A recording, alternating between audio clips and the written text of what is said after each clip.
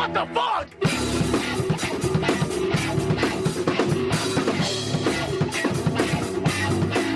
Hello and welcome to Tastes Like Tea, a podcast in which I talk about myself. My name is Theo. Don't call me Ted. I am just getting out of work. I just ate a Hot Pocket that I cooked in my car on the dashboard while I was at work. I put it on a cup or a plate, popped on the dash, and I got out and it was crispy. It's a good time. It was, something I knew was going to happen, but I just am really happy it worked. Because imagine I got out and it was just like, still, either cold in the middle or partially frozen. But no, it's a thing. Whatever I'm talking about. Hot Pockets in the sun. They cook. It's cool. It's a hot day out. According to my car, it's 105 degrees, but I'm pretty sure it's closer to 90. It's just the thermometer isn't necessarily like exposed to perfect temperature or whatever. So, today's a slightly different day, I guess. It's always a different day from the things I'm talking about, or different episodes are always made on different days, except for the first two. Those were made back to back on the same day because I didn't know what I was doing. Still don't really know what I'm doing, but I don't know. It's gotten a little bit better, I suppose. But I'm going to be talking about a film. I'm driving, as you might be able to hear. You heard me put my seatbelt on as I started the recording, and whatever else you heard or am experiencing. I'm driving, which means I'm going to be talking about a single film. I don't know. The difference, though, is that I'm not waiting a week. I watched this film last night, and mostly because I don't really know what else to talk about today. Like usual. I didn't have any time today. I've been reading a book on the Bonfire of the Vanities, or Vanity of the Bonfires, or whatever. I'm reading a book on the production of it, and although I haven't necessarily loved many Brian De Palma films, I am definitely really appreciating the guy as a filmmaker. It's really cool. And just a lot of stuff in there is just making me go, oh shit, like that's a thing you could do. It's an interesting book, and it's really well written. Whatever. I'm not talking about that. I'm talking about movies. But first, I guess, anythingbutted@gmail.com if you want to reach out. I don't know, maybe you want to tell me about a specific movie to watch or whatever. I don't know. I have a specific double feature going on tonight that I'm very excited. It's very, very significant, but you probably won't hear that till the next episode or the episode after that. Anythingbutted@gmail.com, though, if you didn't hear, that's a thing that exists. I am a person who exists. I am a person with experiences, thoughts, feelings, etc. I am an individual, and that's what this podcast is about. Although I talk mostly about films and my like or dislike of them, it is more or less just a podcast about me. I'm not... This exists exclusively because I want to talk, and I don't have an outlet to do that without annoying people or assuming I annoy people. So I talk into the void. And here you are. Maybe. Maybe not. The void is vast. And that's fine. I'd rather it be there than nowhere. Because the thing about my thoughts and feelings is I usually forget them really easily. So to have them kind of cataloged in some way, shape, or form is beneficial to me. That's why I really liked Letterboxd. Why I like Letterboxd. It's why I really enjoy taking notes on the fiction I read. That's why I like this podcast.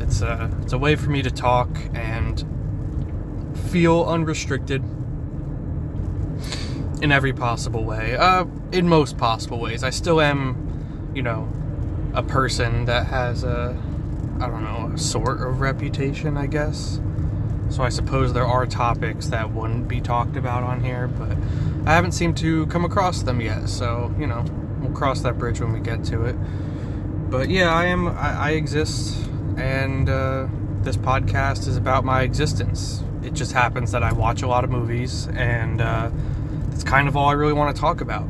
I've been expecting one of these episodes is going to be talking about video games, because I finally got into the groove of, like, let's play some video games, which is fucking awesome. I'm so happy I'm playing video games again. There was a weird, 6 months where I just, the only thing I used my computer for was pulling up movies. It's great. And Forza was really the reason I got back into it. So thank you for that. One of the worst Forzas I ever played. It got me back into playing video games. And no, Forza isn't bad. It's just, it's really pedantic and loquacious. Those are some nice words. But yeah, I'm going to be talking about a film today, a single film. I'm already, I don't know how far away into close I am to home, but, I feel like I don't have a lot to talk about with this, because, let's be honest, I'll say it up front, I don't really like the film I'm about to talk about, but it did give me thoughts and feelings, so, that's what this podcast is about, and I'm going to relay those thoughts and feelings. I'm also, the reason I'm not picking other films to talk about that I watched last week is, I really want to do a Jack Shoulder episode, and, I watched all his movies as of, tonight. I haven't done it yet, but as of tonight, I have seen all of Jack Shoulder's films on Letterboxd, and I want to talk about them.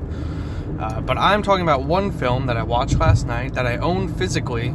The only reason I own and even know that it exists is because I went on eBay and threw out a bid for like $4 and got a steelbook for $4 or $6 or whatever. And that's Hannibal Rising. I knew about the original 3, and when I say original 3, I really throw air quotes around that, because really it's Silence of the Lambs, right? That's the Hannibal movie. That's the Hannibal story. There are books for the other two, but canon or not, or well adapted or not, they don't fall into the same category. I am not a huge Hannibal person when it comes to the brand, but I really love Silence of the Lambs. So I have like a weird relationship with the Lecter stuff, the Hannibal stuff. I remember not liking the TV show, but I like everything that the TV show does. It's irrelevant. We're talking about Hannibal Rising, a prequel to the prequel. This isn't Red Dragon. This isn't Hannibal, the two other Hannibal Lecter films.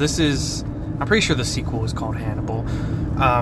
This is Hannibal Rising, and what it is it's I'm surprised it wasn't made in 2014, because it's a very 2014 kind of movie. And I'm surprised it predates The Watchmen and it predates The Dark Knight. Where it exists in time is so confusing to me, because the whole time I'm watching, I'm like, yeah, this is The Watchmen and like Batman and like all this shit that we all know as like very highly specific brands that do these things, and this film is doing all of them, not well, but they're doing them. But Hannibal Rising, so it's a prequel of a prequel. Apparently a book exists of it. I haven't looked it up. I'm assuming it's a different author from the original trilogy, but I could be wrong. If I'm wrong and it is the original author, that's a shame, man. That's a real shame. I really hope the book is better, but it just does not feel like a Hannibal film. I shouldn't say it doesn't feel like a Hannibal film. It probably fits right next to Red Dragon perfectly, but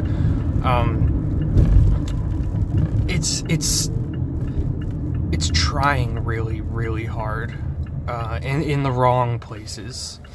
I'm almost convinced that this film is, it's actually one of those, was an original story at some point, but to get it made, they were forced to turn it into a prequel type deal. I don't know that for sure, though. That's just speculation. I really don't know anything about the production behind the scenes or anything. I didn't watch any of the special features. I didn't listen to the De Laurentiis commentary. It doesn't matter. The film is supposed to be the origins, like the official origins of Hannibal Lecter, which I could have sworn that's what Red Dragon was about, but this is like Hannibal's childhood and the things that entails. How old is Hannibal Lecter, you might be asking? Well, I actually have no clue, but according to this film, he was born in the the mid to late 30s. No, the early 30s. It really depends on when that whole war thing happens. The opening scene is child Hannibal Lecter with a child sister, and their parents just got killed or some shit, and they're alone in a cabin, and some Nazis show up and eat his little sister in front of him. And the whole film is kind of just exacting revenge on these men who ate his little sister. He gets like orphaned and brought to the Soviets, where he escapes eventually. Meets up with some woman who might be directly related to him. If not, it's like his aunt or something.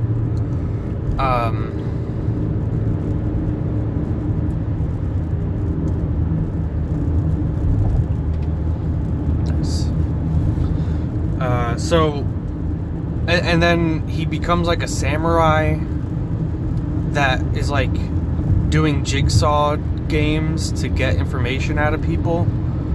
Like, it's really, like, it's throwing everything at the wall and hoping for something to stick. Like, between the Batman training montages and the saw traps and the Hannibal Lecterisms that are really shoehorned into the film, it's a real mess.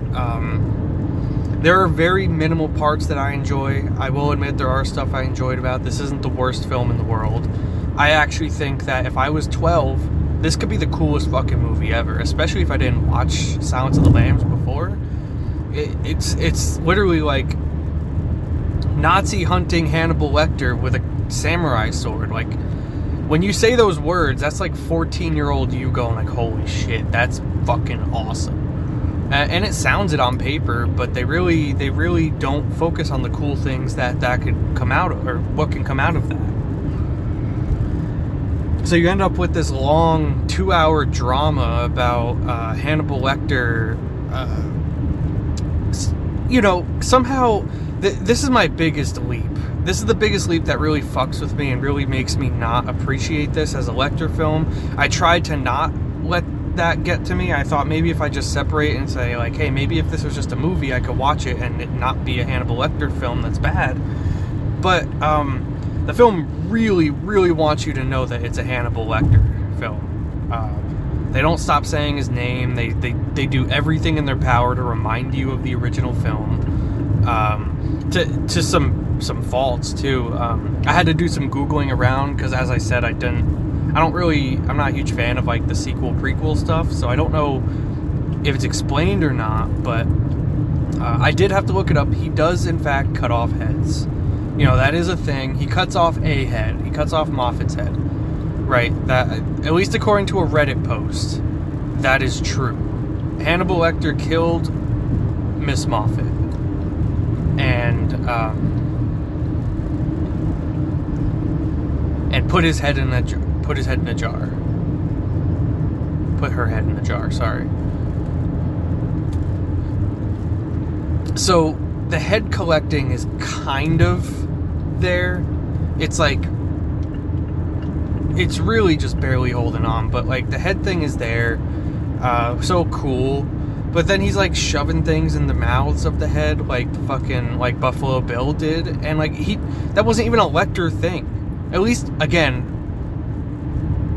my only knowledge being Silence of the Lambs, that's not even a Lecter thing. He doesn't shove things in people's mouths after he decapitates them. The person who shoves things in his victim's mouth is Buffalo Bill, and he does that for another reason that has nothing to do with Hannibal Lecter. Like, literally nothing whatsoever has it to do with Hannibal Lecter. They really, how do I talk about this exactly?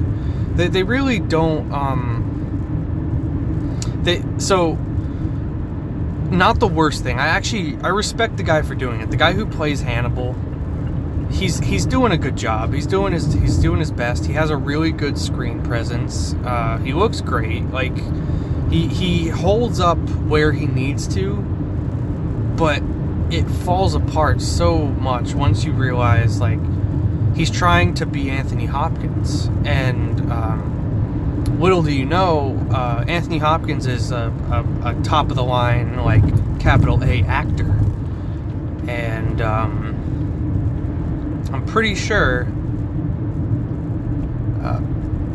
telling a teenager to try and match that energy is just setting you up for failure.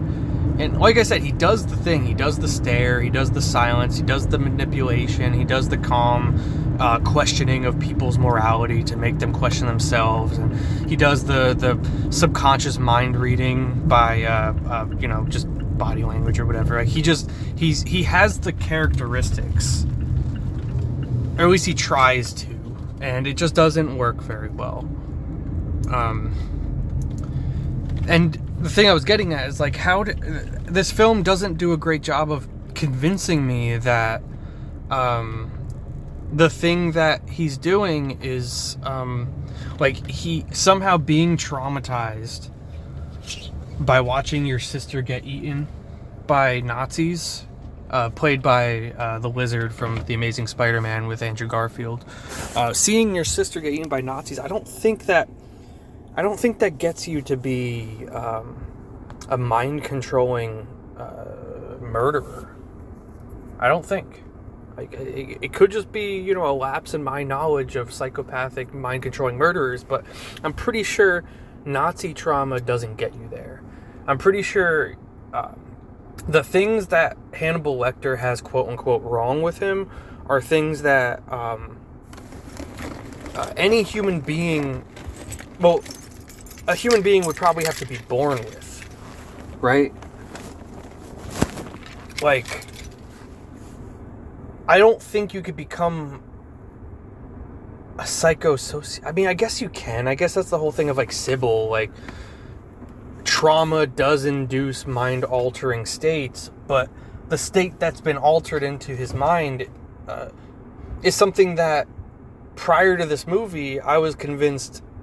was kind of just a thing. Like, Freddy Krueger's backstory in Freddy is Dead is a little bit more what I expect out of the backstory of Hannibal Lecter. Like, he was just born evil, and he figured out how to be evil, and there was no evil done to him. He found what he was interested in, and that interest he found involved doing evil things. I'm about to walk inside a store, so I'm going to pause this. I'll be right back. You won't hear a gap, but I'm going to forget what I'm talking about, and that is great. All right, got myself some buffalo chicken balls. A little snack outside of the Hot Pocket I just described I was eating. And we're back on the road. So, Hannibal is evil, but in this movie he's evil because people were evil to him, and that's kind of not a surprising plot for this kind of era of movie. I mean, like I said, it's very much of like a trauma kind of movie. It's really like a good part of the first act is that he's like an outward mute. He doesn't talk, except he talks in his sleep because he has PTSD dreams that just fuck with him. And he's constantly like crying out for his dead sister and stuff.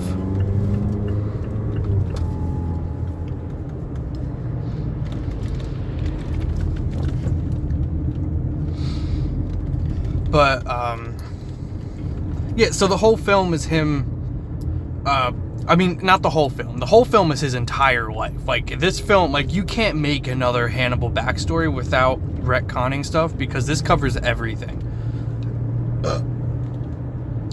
I don't know if he was ever originally in Europe, but in this, he's, like, French, partly Jewish or something. Either way, his parents get killed by Nazis for being Nazi targets or whatever. And then these guys who pretended to be Nazis to like get by. I think that's what was going on. They were stealing dog tags and pretending to be other people or something like that. And they were like playing both sides and this and that. And they break into the cabin and they're like, oh shit, we're gonna starve. And then they look and they're like, that child, let's eat the child. And you know, that's where all of it happens. But yeah, so the beginning, the first act is that backstory, which gets replayed like 2 or 3 times throughout the film, just in case you needed the 2 hours or you forgot about it within that 2 hours. But it's like his childhood growing up to being his like mid-teens, because the main character is like a 16, 17-year-old Lecter. Like he's really just doing his thing. So after he escapes the cabin where he was going to freeze to death or starve or whatever was going to happen to him,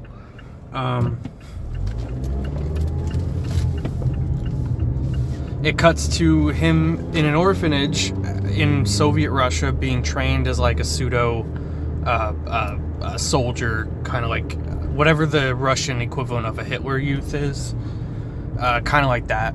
But it's like exclusively orphans, so like I guess it's just like a way to utilize orphaned children in a way that gives them something to do while also not having them feed off of the government for no reason.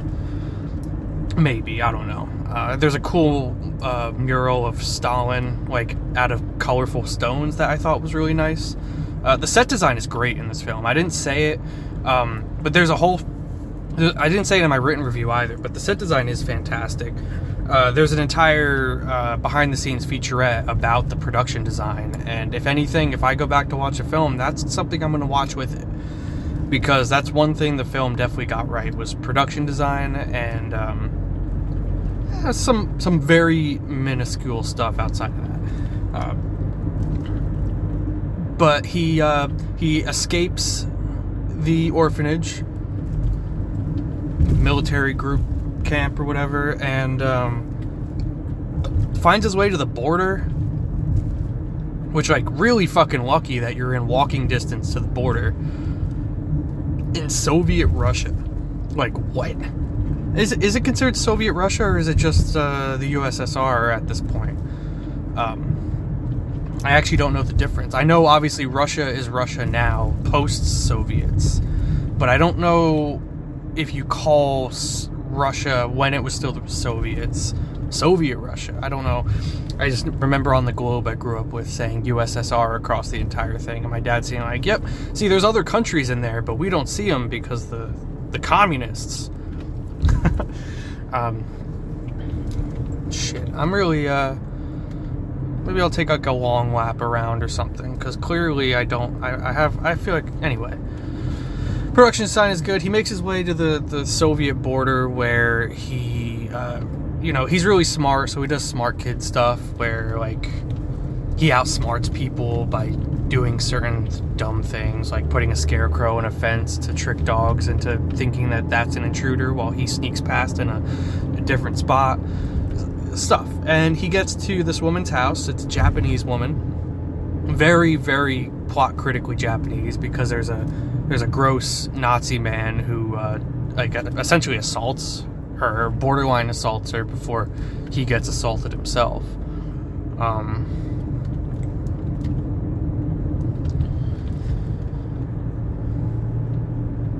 Yeah, he finds his way to this Japanese woman's house, and he's like, yeah, I have these pictures of your dead husband, and I am on a hunt to kill all the people who ate my sister. And she's like, okay. I mean, it's not that blatant. She kind of has to figure it out that he's out to kill.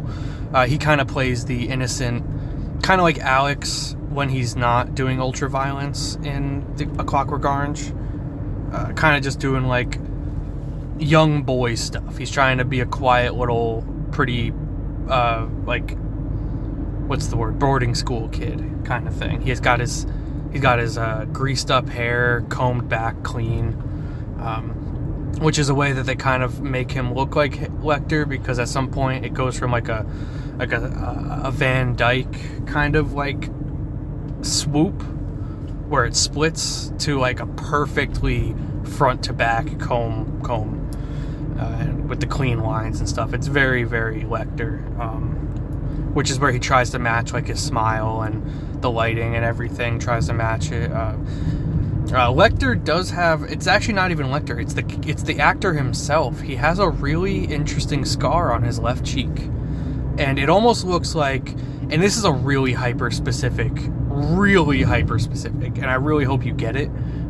In House of Wax 2005, Paris Hilton jams a jagged pipe into Vincent's face, and the actor's scar on his face looks exactly like what that scar would look like on Vincent if he recovered that, like, and, you know, it didn't have other disfigurements to begin with. But that's the exact kind of wound. It's like a curve thing that looks like a jagged pipe just like went through his face, and it's interesting. The movie plays into it too by I think they give him a face wound in the child flashback. That is pretty fun, I guess.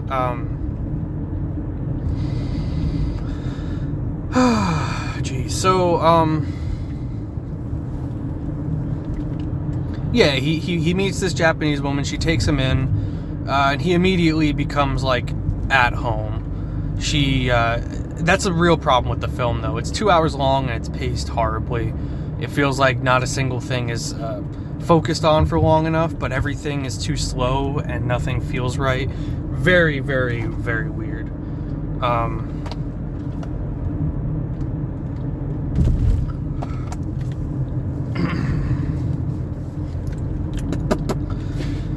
Sorry, I was just looking at something. So yeah, he becomes at home. She's like a rich woman, so he lives in a very big house now, and I think he doesn't go to France. He goes to France eventually, but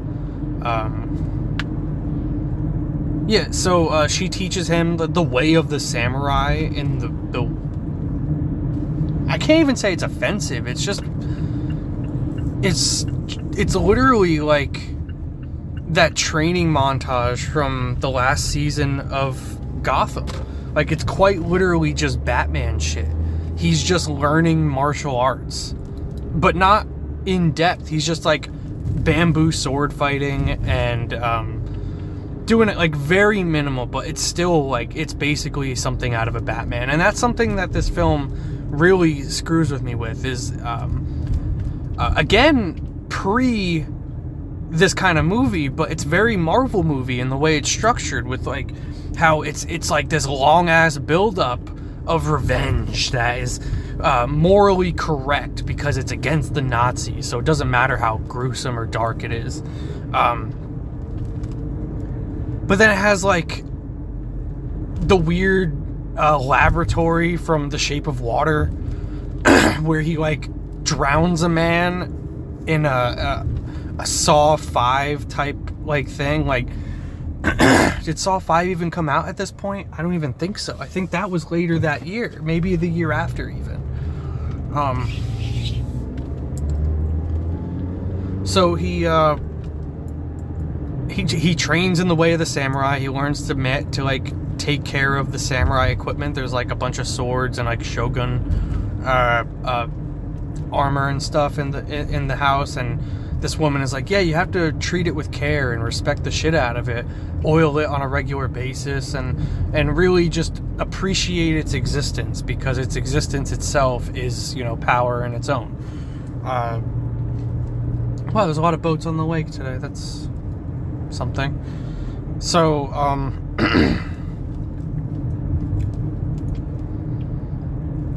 I don't remember how he catches wind.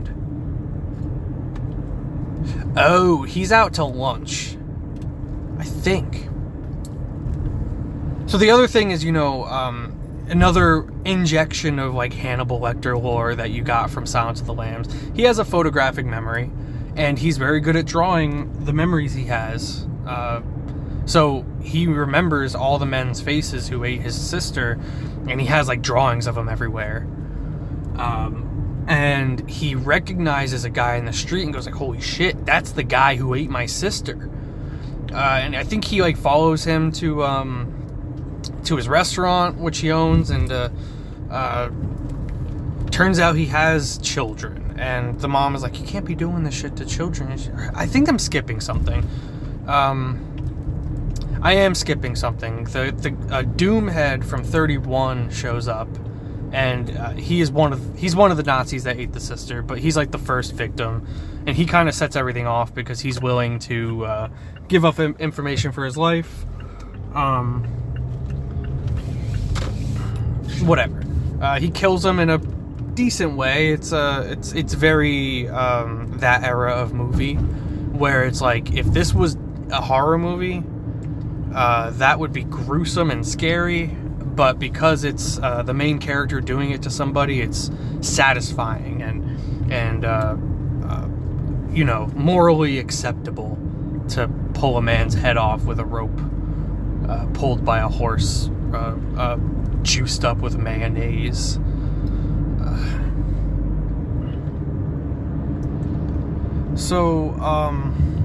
Jeez. Yeah, he just picks people off. Let me just say this, because I'm gonna try and end it. Honestly, I feel like this is one of my shortest episodes, but I didn't have a long drive, and I didn't. Anyway, so he finds this guy's restaurant and notices that the guy's daughter is wearing his dead sister's bracelet, and he goes, "That's the guy." And the Japanese woman is like, blah blah blah. Hey, you're. Oh yeah, that's the inciting murder. Is this Nazi guy harassing this Japanese woman, who Hannibal has grown very protective of, because sociopath men in movies usually require some strong, heavy reaction of like their temper isn't in control all the time because they care so much about the thing around them. Kind of like season 3 of American Horror Story, where Evan Peters gets like a rage body because he got murdered after like raping a girl or some shit like that.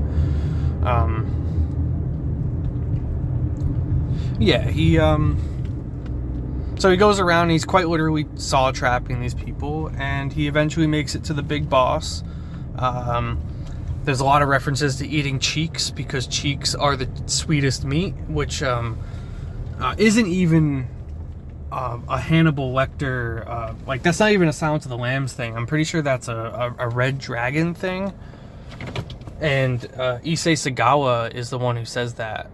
But I also haven't seen Red Dragon in so long, and I don't even know if I'm entirely right that Issei Sagawa is in that film. Not as a person, but like an actor portraying Issei Sagawa. Here, I'm just gonna have to go inside and talk about this. So I'm gonna pause it one more time. So yeah, he makes this is like 10 minutes later. I'm doing my best. All I know is I was just talking about Issei Sagawa, and I was talking to the end. Or talking about the end. The ending is decent. None of the kills are really that satisfying. A lot of it's off screen, but actually, I didn't even talk about the inciting death. The thing like the Japanese woman gets assaulted or whatever you would call it. She gets catcalled and then touched, and Hannibal beats the shit out of this dude. Turns out he's a Nazi, and his assault is Hannibal's assault on the man is excused for, beating up a Nazi, because naturally, who wouldn't want you to beat up a Nazi? Also, that's my AC in the background. It's louder than my fucking car. Isn't that funny?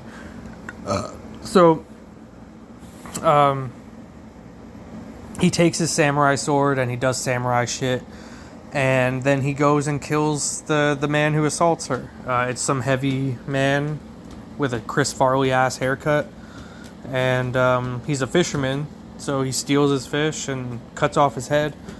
That was probably the best looking death scene.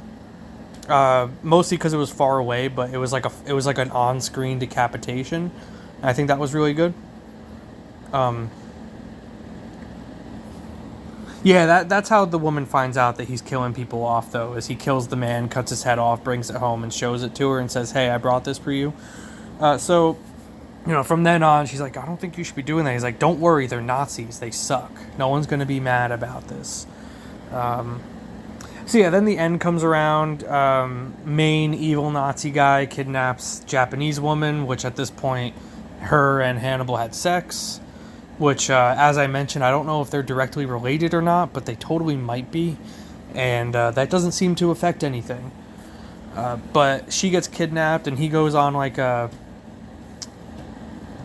It's another kind of movie. I don't even know what kind of movie this is. Kind of... Like, I almost see Nicolas Cage doing something like this. Just like breaking into a building, hiding in the shower, waiting for somebody... waiting for a moment to pop out, and assassinate a Nazi in his bathtub while he's getting jerked off or whatever. I can't tell you what movie it is, but that's definitely its own movie in itself. So like that's just another thing they're adding on top of it. But that they have like this whole standoff, and it's a lot of like, oh, Hannibal's not gonna make it, but oops, he's smarter than them. Doesn't matter if he's not as strong. He set off an explosion that distracted him, and then he got a hands on, and then, he figured it out. He did the thing. Then it comes to like a final scene where he's having like a one-on-one with Dr. Connors from Spider-Man, and he pretends to be subdued, but then fucking slashes. That's the thing, is it's not even a real final confrontation. It's more or less just like a last-ditch effort, if you will, because Hannibal like intentionally got tied up and sat there and pretended to be like, oh my god, you're gonna bang my aunt mom, and he's like licking her all over. He like that's another of this era thing. Gross men doing licking women is just a really heavily featured thing in this kind of movie. And specifically this one, where Dr. Connors is just licking. He's just licking this woman all over. He's like, oh, I can make your cheeks nice and rosy, and he licks her face. It's really, it's kind of, I want to say it's bad, but at the same time, it's so ridiculous that I think it's actually kind of good. I don't think it's executed well, but I think if you're going to have a gross Nazi that keeps sex slaves, and sells them off when he gets bored of them, and like he's quite literally like the most deplorable person they can conceive of. Like he leaves one survivor that can tell the police who he is, pours acid down her throat so she can't talk. Like it's just that kind of stuff where it's just like the ultimate evil.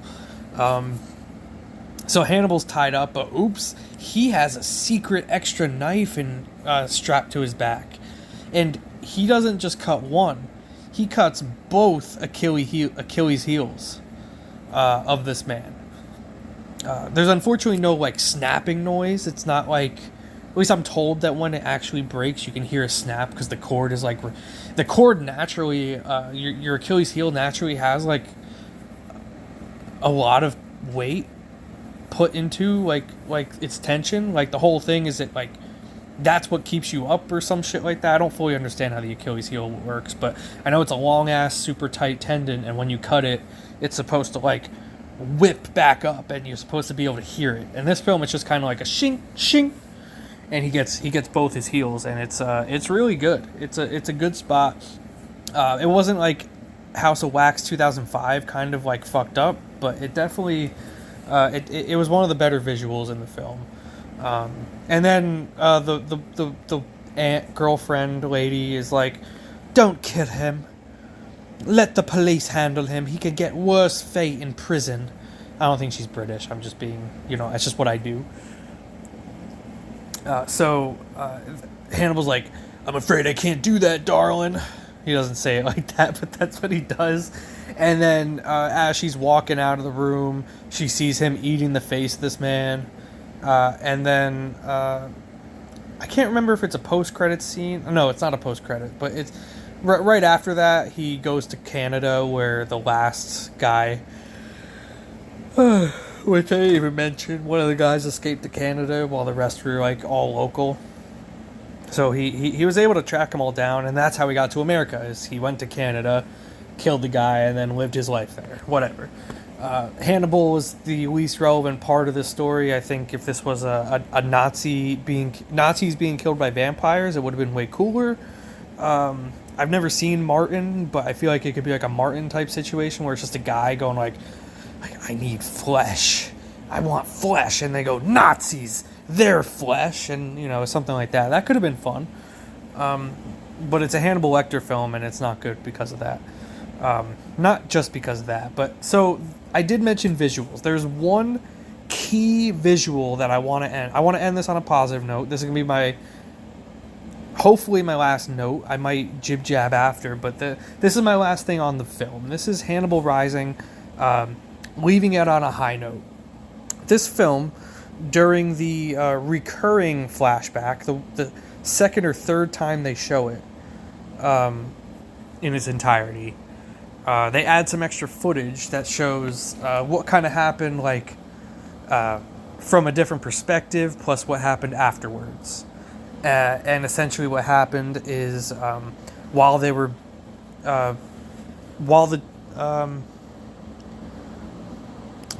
Nazis were in the cabin, it started getting bombed and shot at and shit like that. The Nazis escape for the most part. One of them gets crushed, and then a bomb is dropped on the house. And somehow it doesn't kill Hannibal. I'm not really worried about that part. It was a really shitty CGI explosion that not even Netflix would do today, which is interesting. But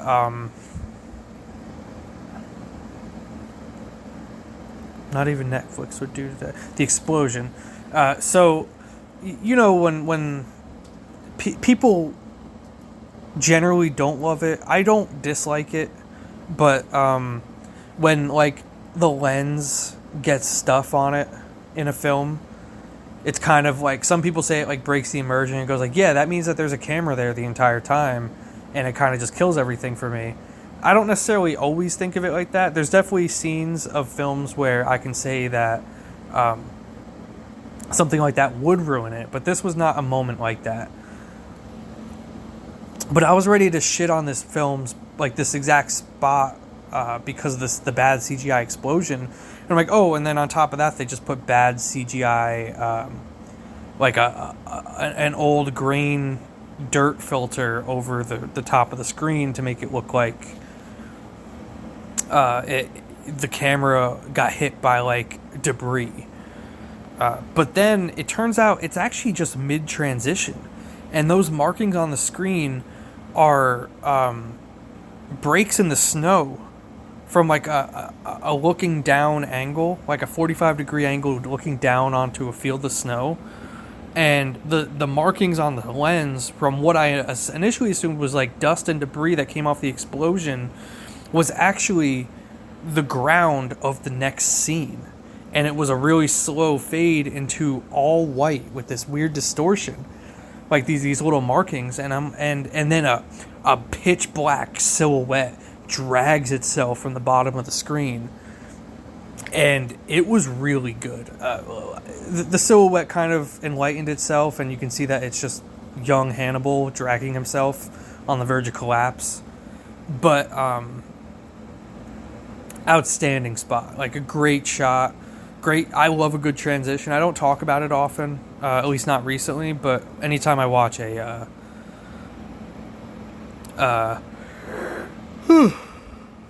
Darren Lynn Bousman film, the Saw 2, 3, 4 guy, the Repo, the Genetic Opera guy, he loves a good transition.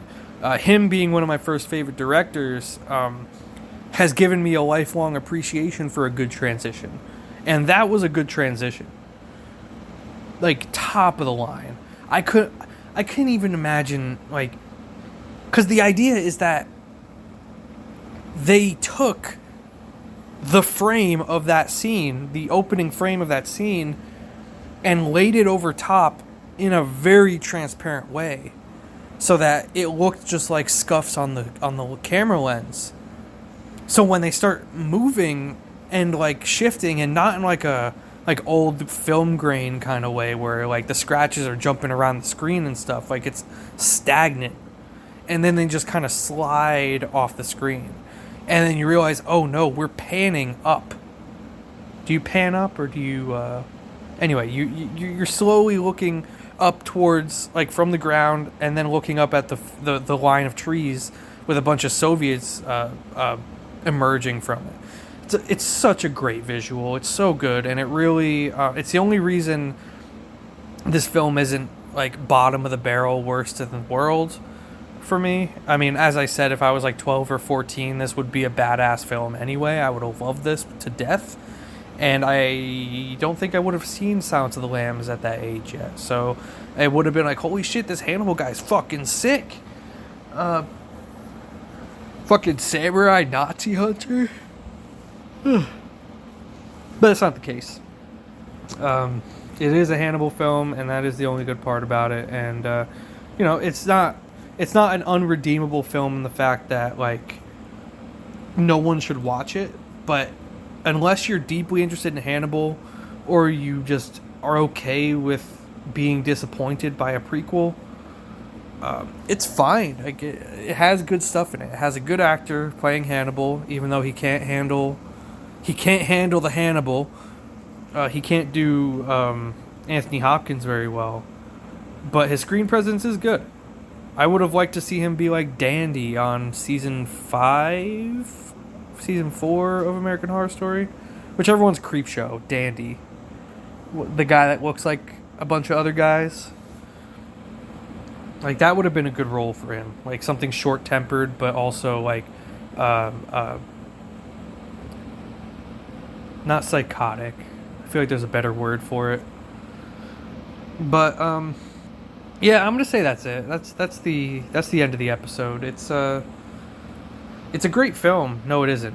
That's instinctual. Sorry. It's not a great film. It's not a good film. I even, like, as I was putting it back on my shelf last night, said, if I needed room on my steelbook shelf, this is the first one going. Like, that's the one. That one is getting put in a drawer before any of the other ones on my shelf would. And I've never thought about not displaying steelbooks, so the fact that I'm willing to take it off my shelf really says something about it. But it is a cool one. It's black and red. It says, "I'll take your head" or something on the back. Whatever. As I said, I didn't watch any special features. I just watched a movie and then I went to bed.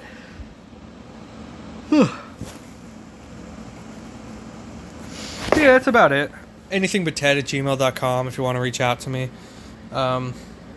Like usual, these episodes are a surprise to me as well. So, I mean, if someone asks me to do something, there's, know that I would be way more prepared to do something if I was asked to do it. Because then I at least know what I'm looking for. Because as of right now, I mean, this is a podcast about me.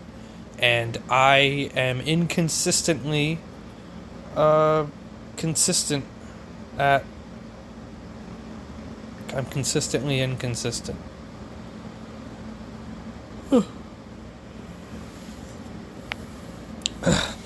Especially when it comes to long-form thoughts. So, if I was watching a film, kind of like how I'm watching through the Michael Bay films in release order, it gives me an objective. It gives me kind of like a thing to think about objectively, instead of going like, what is this film about? What am I trying to think about with this film? And what do I want to do with my knowledge of the film or my opinions on the film? Like, what can I turn these thoughts into? What can I direct them at? If I was told to say, watch all of Maya Gunhilda's films in release order, I would have something to look at, like her progression of filmmaking. I mean, that's exactly what I'm doing with Michael Bay too, but that's taking over a year. Jack Shoulder I didn't do in publication order, but release order, but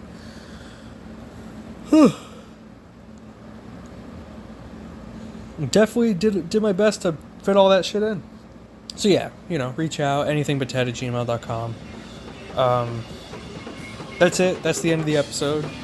You've been listening to Taste Like Tea, a podcast about me and my I am he who is T.